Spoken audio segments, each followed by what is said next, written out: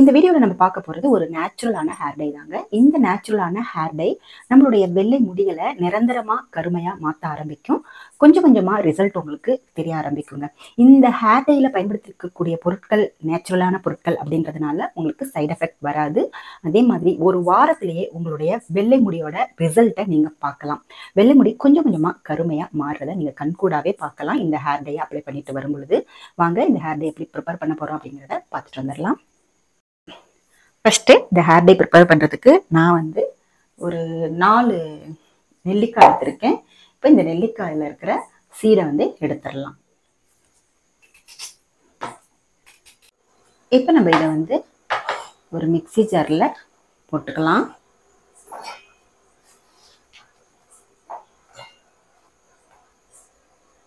அடுத்து இந்த ஹேர் டையில் கற்பூரவள்ளி இலை ஒரு 6-7 எடுத்துருக்கேங்க. இது கொஞ்சம் வாடி போயிடுச்சு. ஃப்ரெஷ்ஷாக கிடச்சிச்சின்னா நீங்கள் எடுத்துக்கோங்க.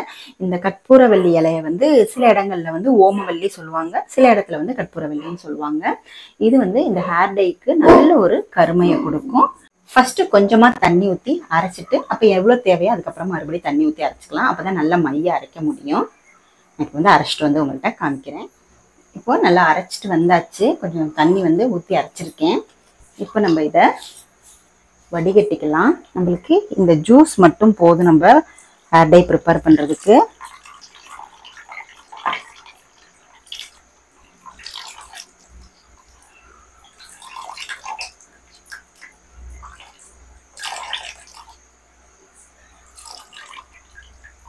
பாருங்க, இந்த ஜூஸ் மட்டுமே நம்ம ஹேர் டை ப்ரிப்பேர் பண்ணுறதுக்கு எடுத்துக்க போகிறோம். இப்போ ஒரு இரும்பு கடாய் எடுத்துக்கோங்க. இங்க பாருங்க, இரும்பு கடாயில எவ்வளவு துரு இருக்கு பாத்தீங்களா? இந்த துரு எல்லாமே நம்மளுடைய ஹேருக்கு ரொம்பவே நல்லது தாங்க. அதனால நம்ம அப்படியே இந்த ஜூஸை இரும்பு கடாயில ஊற்றிடலாம்.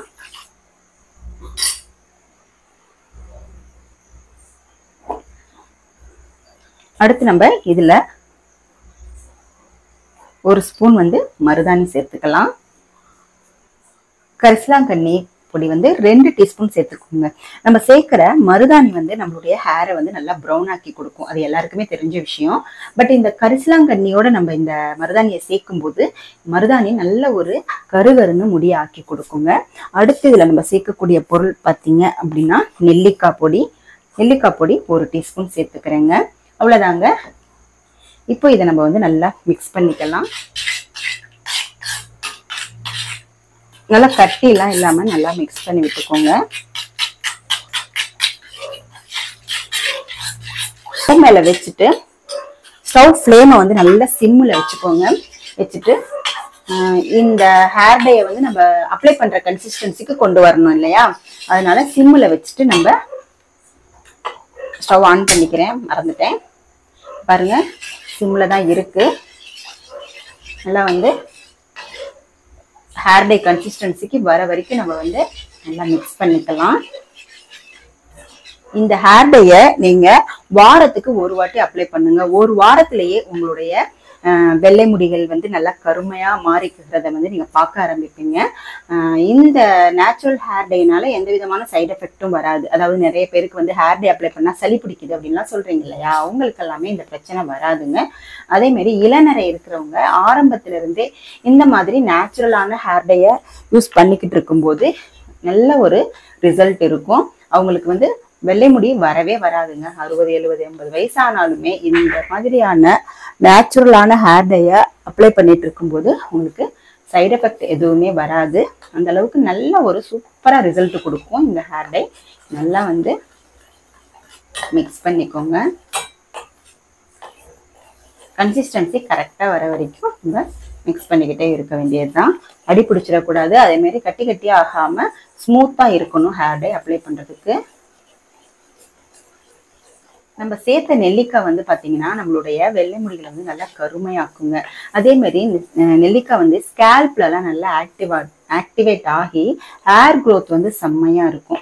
பேபி ஹேர்ஸ் வரதை நீங்களே பார்ப்பீங்க. ஒரு மாசம் நீங்க இதை யூஸ் பண்ணி பாருங்க. உங்களுக்கு ஹேர் க்ரோத்தும் செம்மையா இருக்கும்.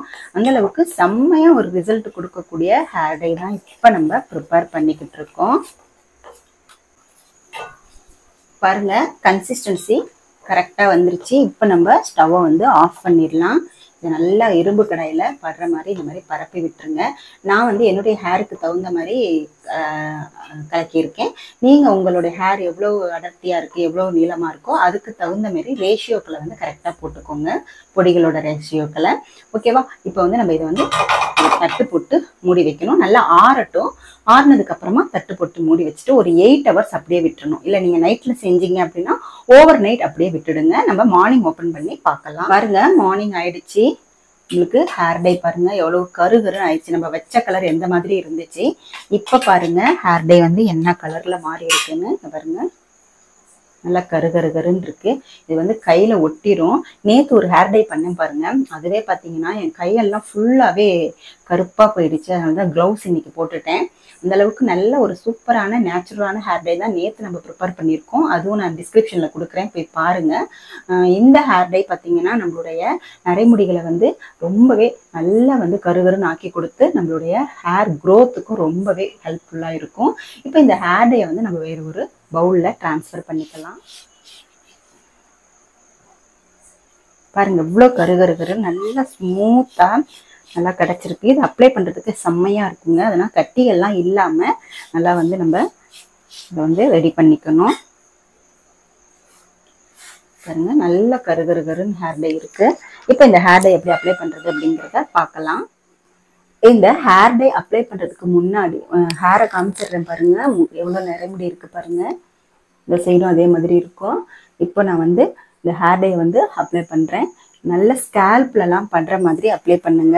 இந்த மாதிரி சீப்பு வச்சுக்கிட்டு நல்லா வந்து பார்ட்டிஷன் எடுத்துக்கோங்க. இந்த மாதிரி பார்ட்டிஷன் எடுத்து நீங்க அப்ளை பண்ணும்போது உங்களுக்கு ஸ்கேல்ப்ல எல்லாமே நல்லா வந்து டை வந்து அப்சர்வ் ஆகும். அப்ப நம்மளுடைய ஹேர் க்ரோத்தும் நல்லா இன்க்ரீஸ் பண்ணி கொடுக்கும். அதனால நான் வந்து நல்லா ஸ்கேல்ப்லாம் படுற மாதிரி உங்களுக்கு அப்ளை பண்ணிட்டு இருக்கேன். இந்த ஹேர் டை அப்ளை பண்றதுக்கு முன்னாடி நம்மளுடைய ஹேரை நல்லா ஷாம்பு போட்டு வாஷ் பண்ணிடணுங்க. ஏன்னா இதுல வந்து ஸ்கேல்ப்லயோ சரி இல்லை முடிகள்லையோ சரி நம்மளுக்கு கொஞ்சம் கூட அழுக்கு இருக்கக்கூடாது, அதே மாதிரி எண்ணெய் பிசுக்கும் இருக்கக்கூடாது. அதனால ஃபுல்லா வந்து நம்ம அப்ளை பண்ணிடலாம். ஃபுல்லா நம்ம வந்து கிளீன் பண்ணிடலாம். கிளீன் பண்ணிட்டு இந்த மாதிரி பார்ட்டிஷன் எடுத்து நீங்க அப்ளை பண்ணும்போது இந்த இடத்துலலாம் நிறைய முடி இருக்கு பாருங்க, அங்கெல்லாம் நல்லா வந்து டை வந்து அப்சர்வ் ஆகும். இந்த மாதிரி நீங்க ரெகுலரா வாரத்துல ஒரு வாட்டி கண்டிப்பா வந்து இந்த ஹேர் டையை ட்ரை பண்ணுங்க. இந்த மாதிரி நீங்க ரெகுலரா பண்ணிட்டு இருக்கும்போது உங்களுடைய வெள்ளை முடி பிரச்சனைக்கு 100% சொல்யூஷன் கிடைக்கும். எல்லா நரைமுடிகளுமே அப்படியே கருகருன்னு மாறிடுங்க. ஒரு 6 மாசம் இதை தொடர்ந்து செய்யுங்க, உங்களுக்கு நல்ல ஒரு ரிசல்ட் கிடைக்கும். இந்த ஹேர் டை ரொம்பவே நம்மளுக்கு நேச்சுரலானது, எந்த விதமான சைடு எஃபெக்டும் வராது. இந்த ஹேர் டையை நீங்களும் செய்து பாருங்க. செய்து பார்த்துட்டு உங்களுடைய ஃபீட்பேக் என்ன அப்படிங்கிறத கமெண்ட் செக்ஷன்ல சொல்லுங்க. ஒரு 6 month கண்டிப்பா யூஸ் பண்ணுங்க. அதுக்கப்புறமா நீங்க கமெண்ட் சொல்லுங்க. ஏன்னா நீங்க ஒரு வாட்டி 2 வாட்டி போட்டா உங்களுக்கு வந்து கருமையா மாறிடாது, டிஃப்ரென்ஸ் தான் தெரியுங்க. வெள்ளை முடிகள் எல்லாம் லைட்டா ப்ரௌனா ஆக ஆரம்பிக்கும். அதுக்கப்புறமா கொஞ்சம் கொஞ்சமா கருகருன்னு மாறிடும். இந்த மாதிரி செய்து பார்த்துட்டு எனக்கு சொல்லுங்க. ஓகேவா? இந்த வீடியோ உங்களுக்கு கண்டிப்பா யூஸ்ஃபுல்லா இருக்கும் அப்படின்னு நினைக்கிறேன். யூஸ்ஃபுல்லா இருந்துச்சுன்னா நீங்க நம்மளுடைய சேனலை சப்ஸ்கிரைப் பண்ணிக்கோங்க. அடுத்து ஒரு நல்ல வீடியோல நான் உங்களை மீட் பண்றேன். தேங்க்யூ.